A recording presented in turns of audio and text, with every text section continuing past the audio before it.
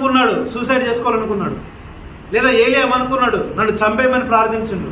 గొప్ప విషయం ఏంటంటే ఏలియా సూసైడ్ చేసుకోలే. సూసైడ్ చేసుకోవడం ఎంత పని అండి, మన చేతుల్నే.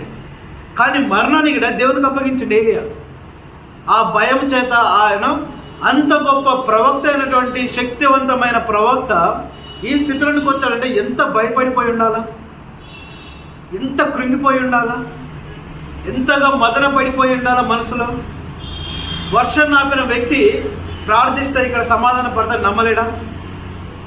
అగ్నిని, ఆకాశం నుండి అగ్నిని దింపిన వ్యక్తి తను మోకరించి ప్రార్థిస్తే ఈ యొక్క సమస్యకి సమాధానం.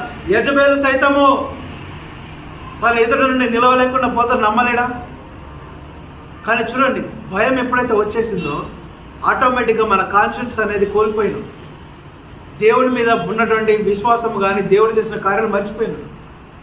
ఒక సాధారణమైన వ్యక్తి వలె, సాధారణమైన విశ్వాసం వలె ప్రార్థిస్తున్నాడు.